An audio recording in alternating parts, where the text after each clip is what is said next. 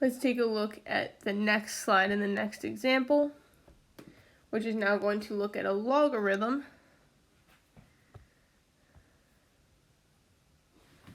And the equation of the logarithm is y equals 3 minus 4 times log base 2 to the x. Sorry, log base 2 of x. So from here, the general parent function is just a normal basic log base 2 of x. So that is our parent function. Now this one may be a little confusing because of having the 3 out front and the log at the end. If you want to, you can just always rearrange it to say, okay, y equals negative 4 log base 2 of x plus 3. If you prefer to have that k value at the end, you can totally do it. Now, in order to determine the transformations, let's understand the basic transformation equation, which is just y equals a times log base b of x minus h plus k. Or if we look at the way it's given to us originally, the only difference is that k is out in front.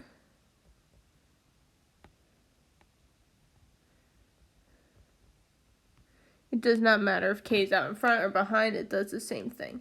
In fact, a, h, and k all do the same thing as they did up here. So I'm not going to rewrite these steps because I just went over them above.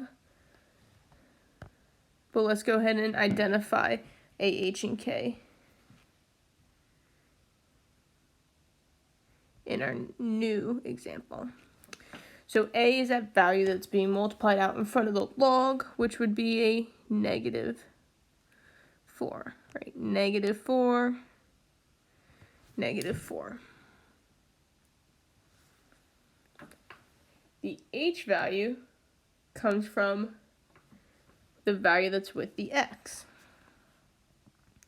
Well, notice the value that's with the x, there isn't a value that's with x, it's just x itself. When you see just x itself, what's really happening is just x plus 0. Or you can think of it as x minus 0 since it's x minus h. So if that's the case, then my h is just 0. So there is no horizontal transformation taking place. And then the plus 3, whether it's behind or in front, tells me that k is 3. So let's write the transformations out. Excuse me, starting with a. Well, we can see that it's negative 4, so there's two different things that are happening since it's a negative 4. It is being reflected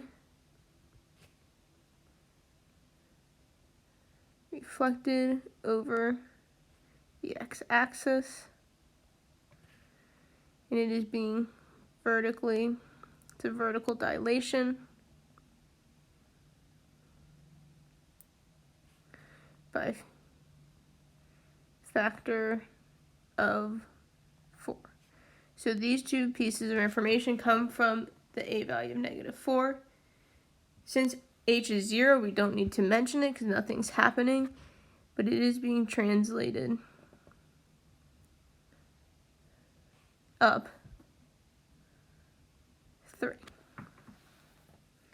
So those are the transformations taking place. Let's take a look at the key features. So the key features here are going to be domain, range,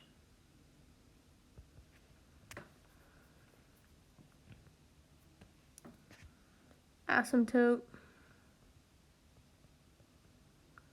and then we'll get into the increasing and decreasing after we state these two. But keeping with the parent of log base 2 of x, so just generic log functions, the range of all log functions is always all real numbers.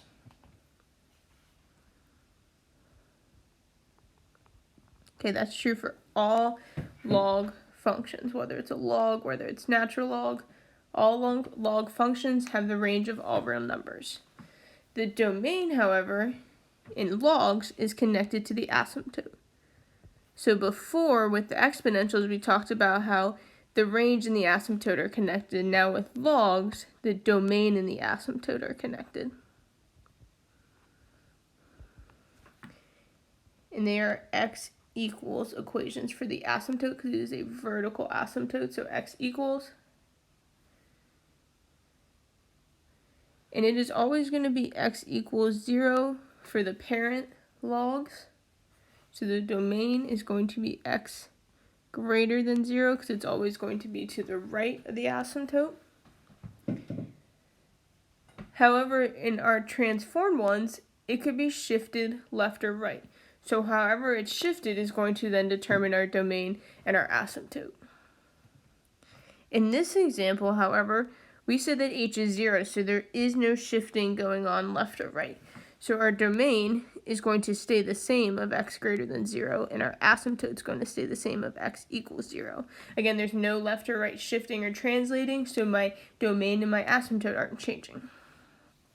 And even though I'm moving up or down, since all logarithms are all real numbers, shifting it up or down is not going to change the range from being all real numbers.